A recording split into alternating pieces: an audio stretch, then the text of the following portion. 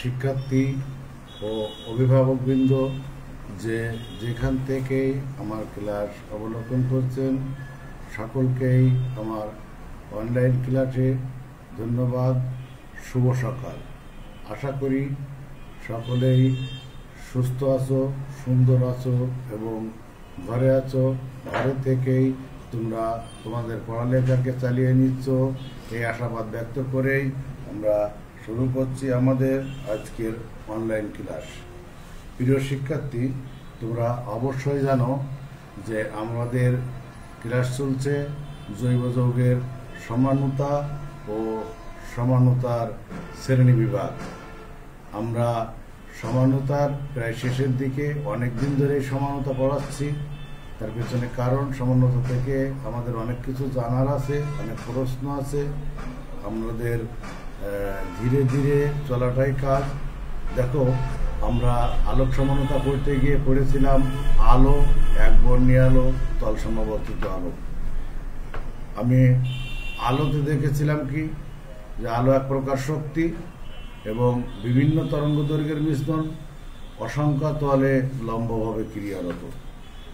আমরা তারপরে পড়েছিলাম, দেখো, একবর্ণী আলো, যা একটা শক্তি, একটি নির্দিষ্ট তরঙ্গ দৈর্ঘ্যের মিশ্রণ, অসংখ্য তলে লম্বভাবে ক্রিয়ারত।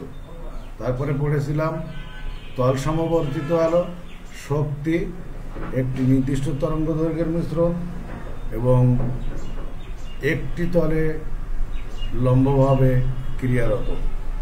প্রিয় শিক্ষার্থী, আমি নুরুজ্জামান, ফারহান রাব্বি, স্বর্ণা, খালিদ এদেরকে উপস্থিত দেখছি। ধন্যবাদ তোমাদের উপস্থিত থাকার জন্য, আমার ক্লাসে সহযোগিতা করার জন্য। এখন তোমরা একটু বলো, আমার কথা তোমরা শুনতে পাচ্ছ কিনা বা আমার লেখাটা তোমরা দেখতে পাচ্ছ কিনা। তাহলে দেখো, আমরা এখন করব কি, আলোক সমানুতা। আমরা আলোক সমানুতার ক্ষেত্রে একটা কথা বলেছিলাম, আলোক সমানুতা হবে কারা, আলোক সমানুতা কাকে বলবো। দেখো, যাদের আমরা বলেছিলাম একই, এক মানে ছিল আণবিক সংকেত আর দুই ছিল গাঠনিক সংকেত।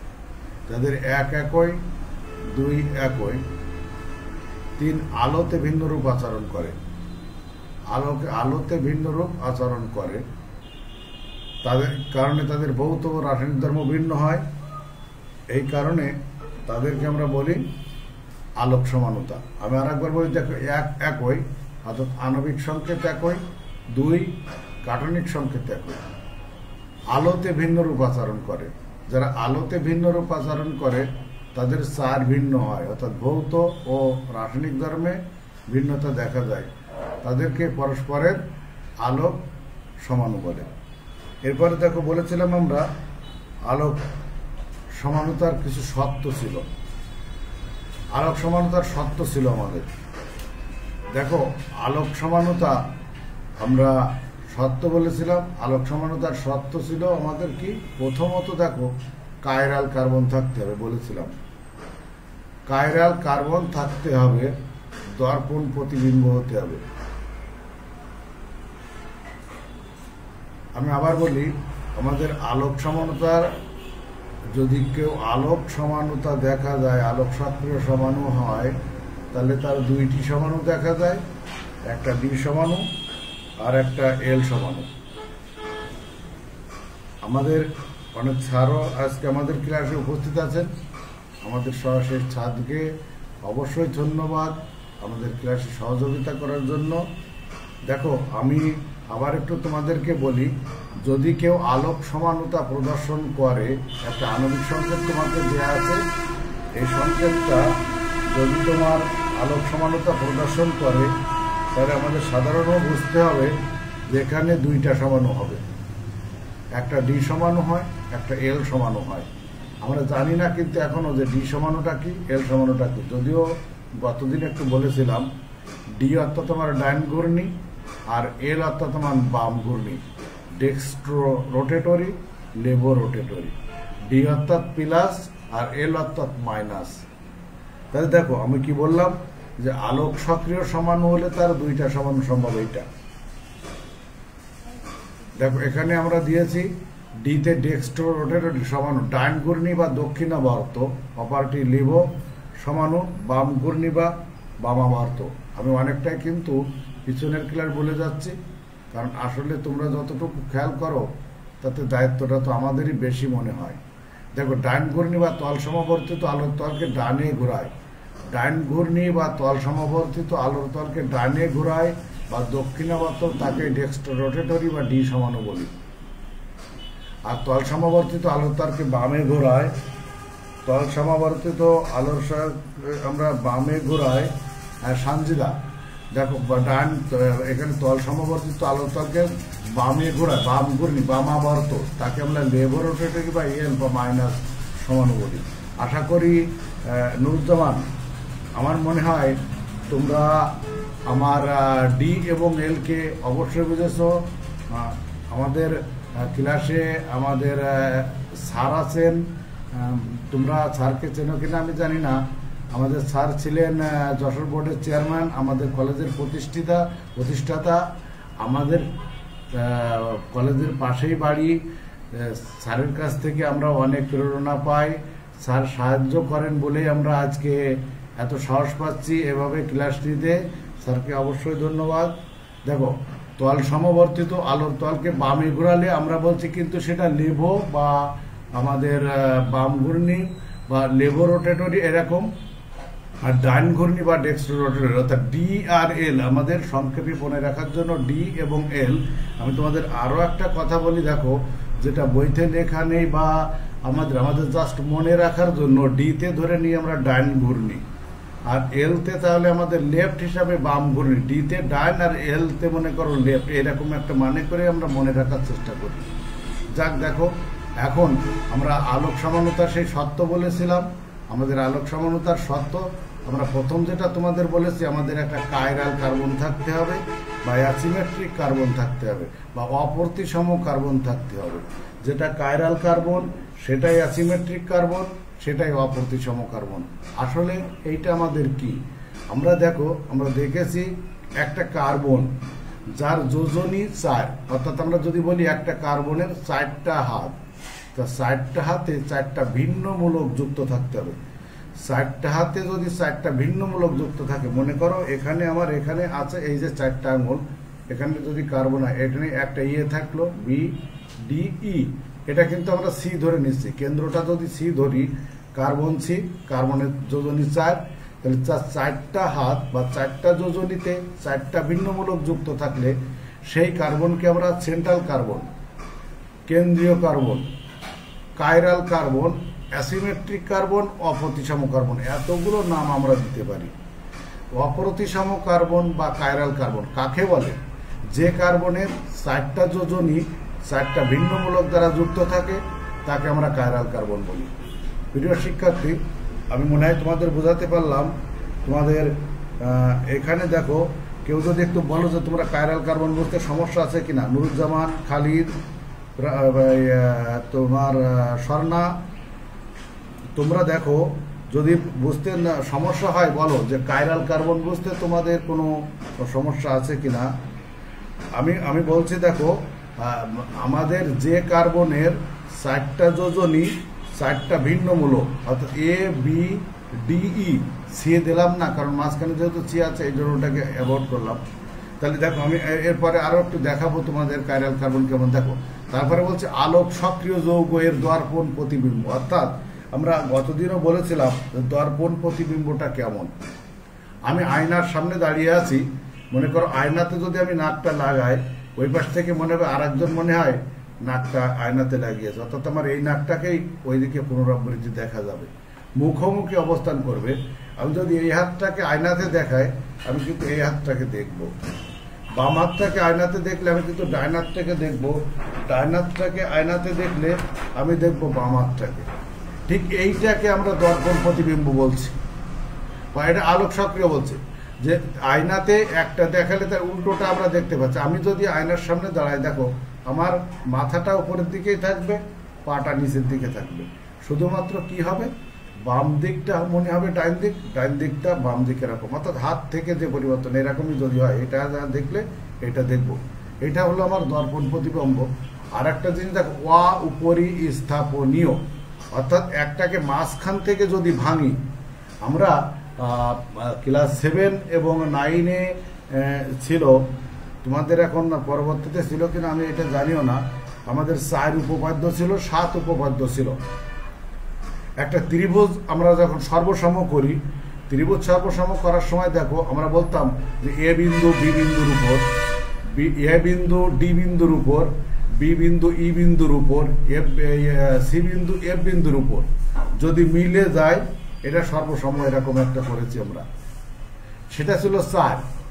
পরবর্তীতে দেখো আরেকটা ছিল যে উল্টো দিকে, যে এ বিন্দু ডি বিন্দু যে পাশে আছে তার বিপরীত পাশে পড়বে, আর ই বিন্দু আর এফ বিন্দু মিলে যাবে। দেখো তোমাদের মনে পড়তে পারে যদি এইটা সে ঠিক এরকম একটা, দেখো আমরা যদি আলোতে এরকম দেখি যে নাকটা ঠিক ওইটার সাথে মিশে যাচ্ছে এরকম। আর আমি উপরিস্থাপনও বলতে চাচ্ছি, দেখো অর্থাৎ মাঝখান থেকে ভাঙলে একটা অংশ আর একটা অংশের উপরে যদি মিলে যায় সেটা সমাপতিত হওয়া, সেটা উপরিস্থাপনীয় হওয়া। আমার এইটা এই অংশটা মনে করো এইটা আছে, এটা ভেঙে দিলে এটা মিলে গেল, এরকম যদি মিলে যায় সেটাকে বলি আমরা সমাপতিত হওয়া। এটা মনে করো এরকম আছে, দেখতে পাচ্ছ মনে হয়, এরকম থাকলে কিন্তু মিললো না, এটা আছে এটা কিন্তু মিলবে না, তাহলে এটা যদি না মেলে এটা কিন্তু অপরিস্থাপনীয় বা অসমাপতিত। কিন্তু যখন আমি এইভাবে যাচ্ছি, দেখো এইভাবে তাহলে এই অংশটা কিন্তু বাংলা এইভাবে মিলে যাচ্ছে, যেটা মিলে যাচ্ছে সেটা কিন্তু অবশ্যই আমার সমাপতিত উপরিস্থাপনীয়। আমার মনে হয় বুঝতে পেরেছ। আমি আরো পরবর্তীতে যাচ্ছি, দেখো পরবর্তীতে দেখো আমার আছে তল সমাবর্তিত আলোর তলকে ডানে ও বামে ঘোরাতে পারে। হ্যাঁ, একটা যদি এই দিকে ঘোরাতে পারে আর একটা এই দিকে ঘোরাতে পারে, অর্থাৎ ডান দিকে ঘড়ির কাঁটার দিকে এরকম ঘুরতে পারে আর একটা ঘড়ির কাঁটার বিপরীত দিকে ঘুরতে পারে। তাহলে একটা যদি এই দিকে ঘোরে আর একটা ওই দিকে ঘুরবে এইটা, তাহলে দেখো আমরা সত্য পাচ্ছি কি কাইরাল কার্বন থাকতে হবে, আলোক সক্রিয় হতে হবে, দর্পণ প্রতিবিম্ব হতে হবে, পরস্পরের উপরে উপরিস্থাপনীয় হতে হবে। উপরিস্থাপনীয় কিন্তু না, আমি উপরিস্থাপনীয় বোঝালাম, কিন্তু হতে হবে কিন্তু অপরিস্থাপনীয়। আর তল সমবর্তিত আলোর তলকে ডানে ও বামে ঘোরাতে হবে। যদি এগুলো মেনে চলে তাহলে তারা কিন্তু অবশ্যই আলোক সমাণু হবে। দেখ, প্রতিসাম্য তল বা প্রতিসাম্য কেন্দ্র থাকলে হবে না। এখন এই কথাটা যে প্রতিসাম্য তল আর প্রতিসাম্য কেন্দ্র থাকলে হবে না কেন, আসলে সেটা কি? ওই যে বললাম এখান থেকে মনে করো ভেঙে দিলাম, তাহলে এখান থেকে যদি ভেঙে দিই তাহলে এইটা একটা তল। আমি আরো একটা জিনিস দেখাই, দেখো এইটা এখানে আমি একটা কলম রেখেছি এই উপরেরটা, আর একটা হচ্ছে নিচে। তাহলে তোমরা দেখতে পাচ্ছ কিনা আমি জানি না, দেখো এরকম আছে, এইরকম এই যে তলটা, এই যে খাতাটা আমার প্রতিসাম্য তল, আমার খাতাটা কিন্তু প্রতিসাম্য তল, উপরে একটা কলম নিচে একটা কলম, এরকম জিনিস। এরকম থাকলে তাকে আমরা প্রতিসাম্য তল বা প্রতিসাম্য কেন্দ্র বলছি। এরকম যদি থাকে, অর্থাৎ এই উপরের যে অংশ নিচের অংশ কিন্তু একই অংশ, যদি আমি ভেঙে দিই তাহলে মিলে যাবে। মিলে যাওয়া মানে সেটা কিন্তু সমাপতিত হওয়া, অর্থাৎ এই সমাপতিত হবে না। সমাপতিত যদি না হয় তাহলে প্রতিসাম্য কেন্দ্র তল নেই, আর যদি সমাপতিত হয় তাহলে বুঝতে হবে আমার প্রতিসাম্য তল আছে। এখন দেখো আমরা তাহলে প্রতিসাম্য তলটা আমাদের একটু দেখতে হয়। প্রতিসাম্য তল কি? প্রতিসাম্য তল হলো সেই তল, প্রতিসাম্য তল হলো সেই তল যেখানে একটি যৌগকে সমান দুই ভাগে ভাগ করা যায়। আমার কথা মনে হয় বুঝেছো? যে আমি যখন খাতাটার কথা বললাম উপরে একটা অংশ নিচে একটা অংশ, তাহলে এইখান থেকে যদি ভাগ করি তাহলে সমান দুটো অংশ হচ্ছে কিন্তু, এবং দুটো অংশ উপরেও যে অংশটা আছে নিচেও, মনে করো উপরে যদি একটা ইয়ে থাকে নিচেও কিন্তু একটা ইয়ে আছে, এই জন্য আর তলটা আছে, তাহলে দুটো একই জিনিস। এই তলটাকে আমরা প্রতিসাম্য তল বলছি। তাহলে এখানে কি বললাম? প্রতিসাম্য তল হলো সেই তল যেখানে একটি যৌগকে সমান দুই ভাগ করে দিলে একটি ভাগ উপরে এবং অপর ভাগ নিচে থাকে। একটি ভাগ উপরে এবং অপর ভাগ আমাদের নিচে থাকে। উপরের অংশ যা থাকবে নিচের অংশে কিন্তু তাই থাকবে। এই তলকে প্রতিসাম্য কেন্দ্রও বলা যেতে পারে। আমি নুরুজ্জামান একটু প্রশ্ন করছি যে পিসা নুরুজ্জামান একটু বলো তো যে তোমাদেরকে আমি প্রতিসাম্য তল বোঝাতে পেরেছি, তোমরা প্রতিসাম্য তল বুঝেছ কিনা? ঝটপট করে উত্তরটা একটু জানাও। স্বর্ণা, প্রতিসাম্য তল সে হলো সেই তল যার উপরে একটা একই জিনিস যা থাকবে নিচেও একই জিনিস থাকবে, অর্থাৎ একটা যৌগকে দুইটা ভাগে ভাগ করতে পারবো। আমি অ্যান্সারটা পাইনি, দ্রুত বলো। একটা যৌগকে দুইটা ভাগে ভাগ করতে পারবো, সমান দুই ভাগ, উপরে যে জিনিসটা থাকবে নিচেও সেই জিনিসটা থাকবে, মাঝখানে যেমন খাতা দিয়ে দেখালাম। দেখো, হ্যাঁ আমি বুঝলাম। পরবর্তীতে দেখো আমার এখানে কারা আলোক সক্রিয় সমাণু হবে। দেখো যে সকল যৌগ এক সমতুল্য আলোর প্রতি ভিন্ন রূপ আচরণ করে। হ্যাঁ নুরুজ্জামান ধন্যবাদ। দেখো আমাদের যে সকল যৌগ এক সমতুল্য আলোর প্রতি ভিন্ন রূপ আচরণ করে তারা আলোক সমানতা দেখায়। যে সকল যৌগ এক সমতুল্য আলোর তলে ভিন্ন একসাথে আলোতে ভিন্ন রূপ আচরণ করে তারাই আলোক সমানতা দেখায়। তাহলে দেখো এবার আমরা দেখি কারা আলোক সমানতা দেখায়। এখানে দেখো আমার দেওয়া আছে কাইরাল কার্বনের সেই সংজ্ঞা। কোনো জৈব যৌগে কোনো কার্বন পরমাণুর সাথে 4টি পরস্পর ভিন্ন পরমাণু বা গ্রুপ যুক্ত থাকলে ওই কার্বনকে অপ্রতিসম কার্বন বা কাইরাল কার্বন বলে। এই কার্বন পরমাণুটিকে বর্তমানে স্টেরিওজেনিক কেন্দ্র বলা যায়। এই নামটা তোমাদের কাছে নতুন, এটার আর একটা নাম স্টেরিওজেনিক কেন্দ্র বলে। কারণ আমি যেখানে যে বইতে নতুন একটা শব্দ পাই সেটা তোমাদের জানানোর চেষ্টা করি এই জন্য, কারণ আমাদের অবজেক্টিভ আসে যদি কোথাও কোনো শব্দটা তোমাদের সমস্যা হয় এই জন্য। দেখো অপ্রতিসম বা কাইরাল কার্বন যৌগকে যুক্ত যৌগকে কাইরাল যৌগ বলে, অর্থাৎ যেখানে কাইরাল কার্বন যুক্ত আছে সেটাকে আমরা কাইরাল যৌগ বলি। কাইরাল যে কার্বন তাকে দেখো স্টার চিহ্ন দ্বারা প্রকাশ করা হয়। কাইরালকে স্টার চিহ্ন দ্বারা প্রকাশ করে অপ্রতিসম কার্বন বিশিষ্ট জৈব যৌগ আলোক সক্রিয় হয়। দেখো এখানে এইটা আমি দেখাতে চাচ্ছিলাম। দেখো এখানে সি আছে, সি কে আমি বলছি chiral carbon, X Y Z W 4টা ভিন্ন মূলক যুক্ত আছে। এই সি কে আমরা সেন্ট্রাল বলছি, কাইরাল সেন্ট্রাল। দেখো এখানে আমার এই কার্বনটা, এখানে একটা হাইড্রোজেন, একটা ফ্লোরিন, একটা বোরোমিন, একটা ওএইচ যুক্ত আছে। তাহলে এই কার্বনটাকে কিন্তু আমরা কাইরাল কার্বন বলতে পারি। আমরা প্রতিসাম্য তল কাইরাল কার্বন আমার মনে হয় না আর কারোর সমস্যা থাকতে পারে। এখানে দেখো এই ভিতরেরটা আমরা কার্বন দেখিয়েছি, একটা সবুজ, লাল, এটা কি কালার বলবা তোমরা? দেখো এখানে 4টা ভিন্ন কালার দিয়ে আমরা 4টাকে বোঝাইছি, আর মাঝখানেরটাকে আমরা কার্বন দেখিয়েছি। প্রিয় শিক্ষার্থী, আমাদের মনে হয় কাইরাল কার্বন বুঝতে আর সমস্যা হবে না। পরবর্তীতে দেখো আমাদের আছে অপ্রতিসম কার্বন ও দর্পণ প্রতিবিম্ব। ত্রিমাত্রিক ত্রিমাত্রিক বহুস্থলকীয় কার্বন পরমাণু মতবাদ।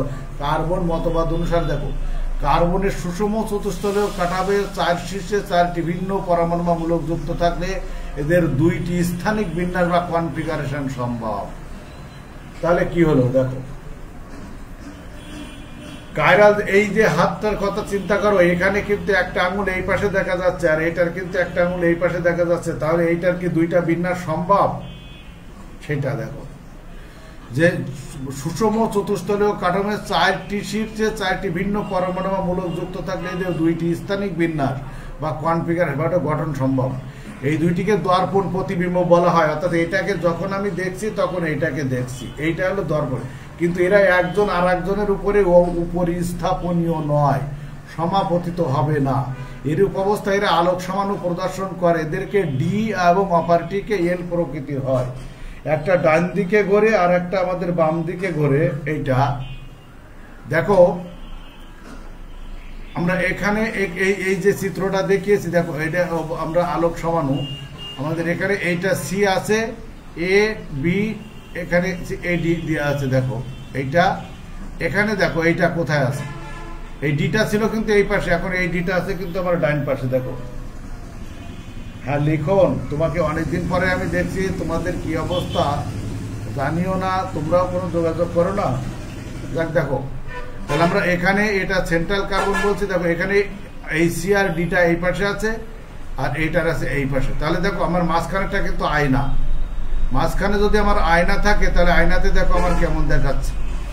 আমি আরো একটু দেখাই তোমাদের। দেখো এখানে এইটা, দেখো এখানে এই ডিটা ছিল এই পাশে, এই ডিটা আছে এইটা, আমরা মাঝখানে এটা আয়নার ভিতরে দেখাচ্ছে। এটা এই যৌগটাকে আয়নার ভিতরে দেখালে যেমন হয়, দেখো এখানে এই দিকে ঘুরছে, এটা ঘড়ির কাঁটার দিকে, আর এটা কিন্তু ঘড়ির কাঁটার বিপরীত দিকে এরকম দেখানো হচ্ছে।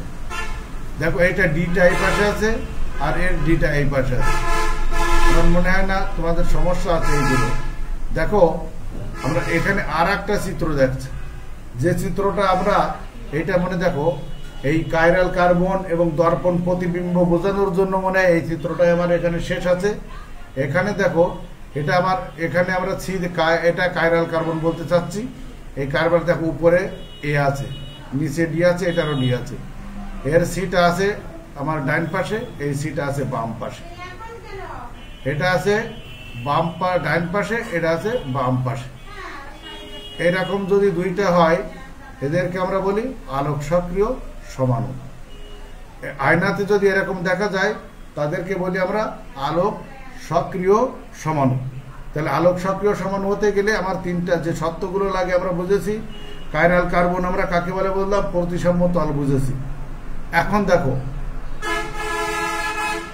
এখন আমরা একটা জিনিস দেখো, এই যে CABDE এক প্রকার কাইরাল কার্বন পরিস্থাপন দর্পণ প্রতিবিম্ব ধর্ম দেখানো হয়েছে। অর্থাৎ এই যৌগটা আমার কাইরাল কার্বন হতে পারে, এখানে চারটা ভিন্ন মূলক হতে পারে, এটা আলোক সক্রিয় সমাণু হতে পারে।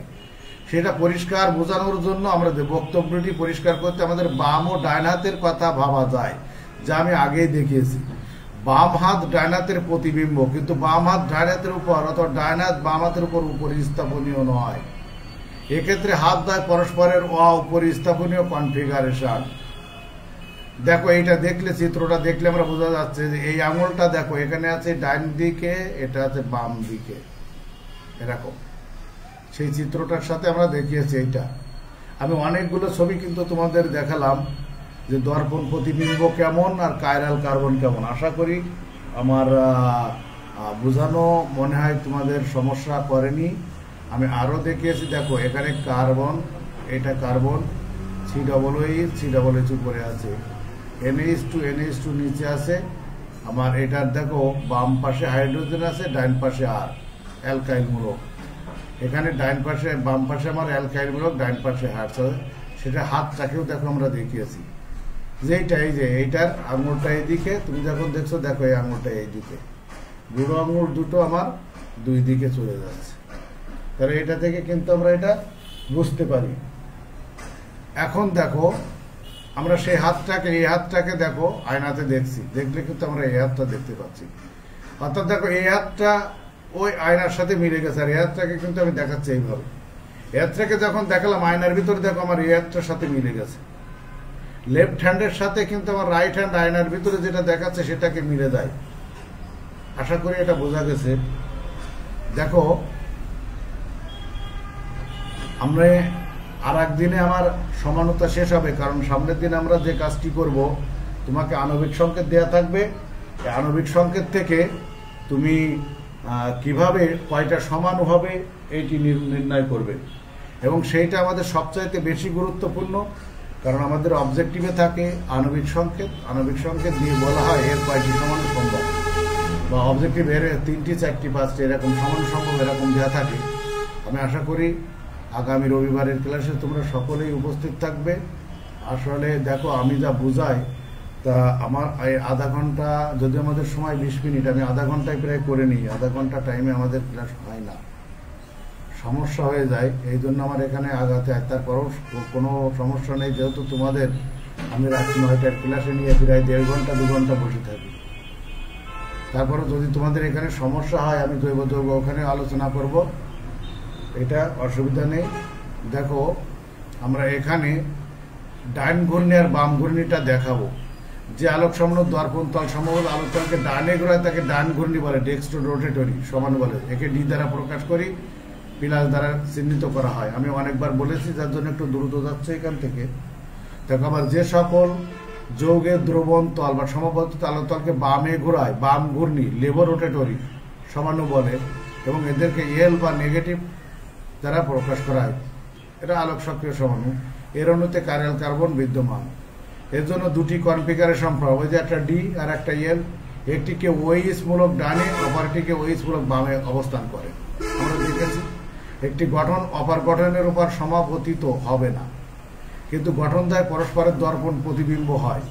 সুতরাং কনফিগারেশন বলতে কোনো অনুস্থ পরমাণু সম্পর্কে এমন একটা স্থানিক বিন্যাস বোঝায় যা একটি নির্দিষ্ট স্ট্রিং সমাণুকে নির্দেশ করে। কনফিগারেশন অর্থাৎ গঠনটা কিভাবে হয় আমি কিন্তু সেইটা কথাই বলার চেষ্টা। দেখো কনফিগারেশন বলতে কোনো অনুস্থ পরমাণু সময়ের এমন একটা স্থানিক বিন্যাস বোঝায় যা একটি নির্দিষ্ট এসটির সমানুকে নির্দেশ করে। অর্থাৎ তোমাদের যে কয়টা কথা বুঝতে সমস্যা হবে ঠিক সেই কয়টা কথাই কিন্তু এখানে দেওয়া আছে। এখানে দেখো আমরা একটা যৌগ দেখিয়েছি, উপরে COOH, CH3OH, এটাকে আমরা সাধারণত ডি ল্যাকটিক অ্যাসিড বলি, আর এটাকে বলি এল ল্যাকটিক অ্যাসিড। যে যৌগটার ওইসটা বাম দিকে আছে তাকে আমরা এল ল্যাকটিক অ্যাসিড বলছি, যার ডাইন দিকে আছে তাকে ডি ল্যাকটিক অ্যাসিড বলছি। এখন কেন? আসলে এইটা আমাদের ডাইন ঘূর্ণি আর এটা আমাদের বাম ঘূর্ণি। এখানে কিন্তু তোমাদের প্রশ্ন আসার কথা। আমি আরো একটা কথা বলি, তোমরা যদি আমি বলি CH3, CHOH, COOH, এই যৌগটাই কিন্তু এখানে আছে, CH3, CHOH, COOH। একে তোমরা গাঠনিক লেখো, কনফিগারেশনটা দেখাও। তোমরা কিন্তু যে কাজটা করতে পারো, কথাগুলি ভালোভাবে শুনে নিও, যে এই CH3 কে কেউ উপরে বসাতে পারো, CH3 কে কেউ কিন্তু উপরে বসাতে পারো। এখন আসলে সেটা কি সঠিক হবে? সেটা কিন্তু কখনোই সঠিক হবে না। তাহলে আমি উপরে কাকে বসাবো? মনে করো এখানে আমার দেওয়া আছে কি যে CH3 আর এখানে CH ব্র্যাকেটে OH আর COOH, এই যৌগটা আমার লেখা আছে। যখন এই যৌগটাকে আমার লেখা আছে, তুমি মাঝখানে তো কাইরাল কার্বনটাকে দিলে, এক পাশে OH দিলে এক পাশে H দিলে, উপরে কেন CH3 দেবা না, নিচে কেন COH3 দেবা না? বা উপরে কেন COOH দিচ্ছ আর নিচে কেন CH3 দেবে? দেখো এখানে একটা কথা আছে, আমাদের যেখানে অর্থাৎ যে কার্বনটা বেশি জারিত হচ্ছে, যেখানে সর্বাধিক অক্সিজেন যুক্ত হচ্ছে, সেটাকে আমরা উপরে লিখবো। কথাটা মনে থাকে যেন, যে কার্বনের সর্বাধিক অক্সিজেন যুক্ত থাকবে, অর্থাৎ যে কার্বনটা সর্বাধিক জারিত হবে, সে জারিতমূলকটাকে আমরা কিন্তু উপরে দেব আর পরপর সাজাতে থাকবো। তাহলে দেখো এখানে আমি COOH লিখেছি, তারপরে ও, তারপরে এটা, এখানে দুটো অক্সিজেন আছে, মাঝখানে কিন্তু একটা অক্সিজেন আছে, এখানে নেই। এখানে দুটো অক্সিজেন আছে, এখানে একটা অক্সিজেন আছে, এখানে নেই। আমি মনে হয় বোঝাতে পারলাম যে আমি কাকে উপরে দেব, কাকে নিচে দেব। যেটা বেশি জারিত হচ্ছে তাকে উপরে দেব, যেটা কম জারিত হচ্ছে তাকে নিচে দেব। তাহলে সেই স্ত্রী এটা।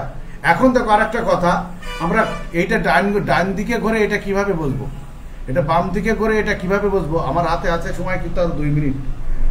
দেখো এটা আমরা ভরটা হিসাব করবো। এখানে আণবিক ভরটা হিসাব করলে মনে হয় কার্বন 12 আর 16 দুগুণে 32, 12 আর 32 44 আর 1 45, এটা আসে 45। আর এখানে আসে 16 আর 1 17, তাহলে 45 এবারে 17। দেখো আর এখানে আসে কার্বন 12 আর 3 15, তারপরে 1। তাহলে দেখো প্রথমে আসে কত? 45, 17 আর 15।